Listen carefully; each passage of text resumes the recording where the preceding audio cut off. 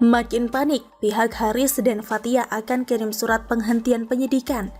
Ditulis oleh Syardi. Masih ingat dengan nama Haris dan Fathia? Dua orang ini dilaporkan oleh Luhut karena dugaan pencemaran nama baik. Pelaporan terkait konten YouTube berjudul "Ada Lord Luhut di balik relasi ekonomi OPS Militer Intan Jaya".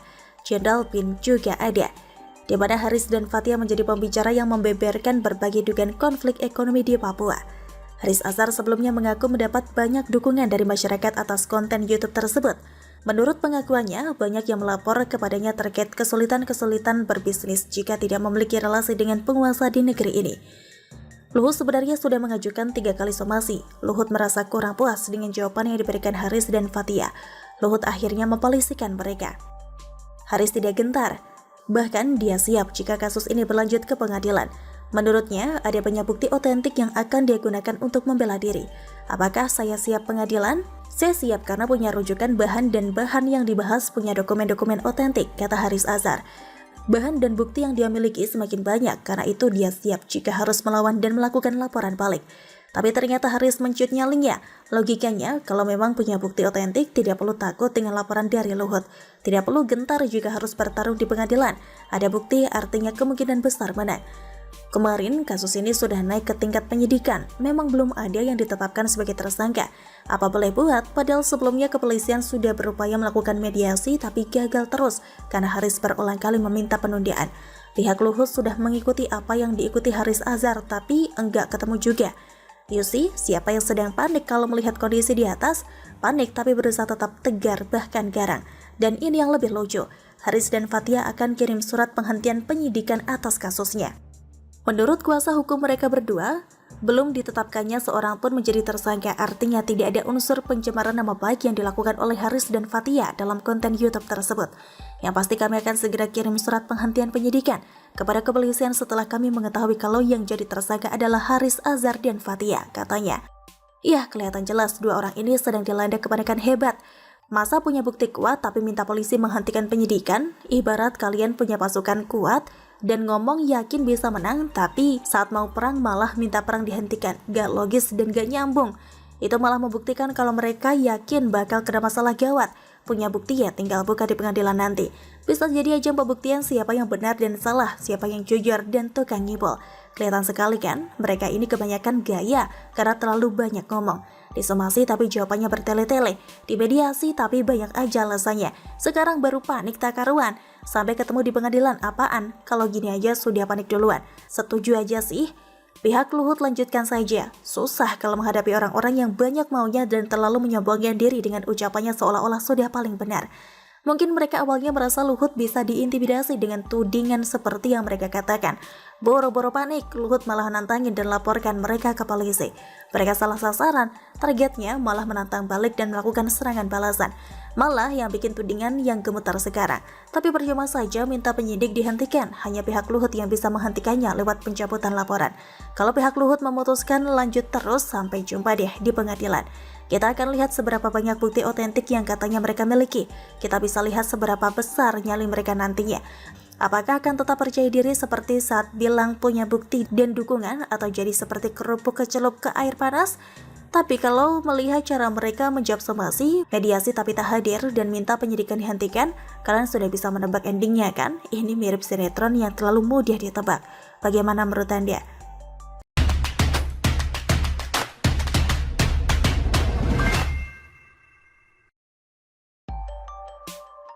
Survei kepuasan publik kinerja Jokowi terus membaik, kinerja Anies terus merosot.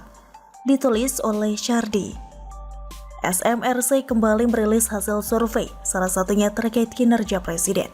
Hasil survei menunjukkan tingkat kepuasan publik terhadap kinerja presiden mencapai 71,7%. Mayoritas warga, 71,7%, sangat atau cukup puas dengan kinerja Presiden Jokowi, kata Direktur Riset SMRC Denny Irvani. Yang kurang atau tidak puas hanya sekitar 25,3% dan yang tidak menjawab sekitar 3%. Denny mengatakan tingkat kepuasan ini stabil dalam 2 tahun terakhir. Artinya, kebijakan Presiden selama ini dianggap baik dan berada di jalur yang benar. Apalagi 2 tahun terakhir, dunia ini dilanda pandemi parah dan kepemimpinan masing-masing pemimpin diuji.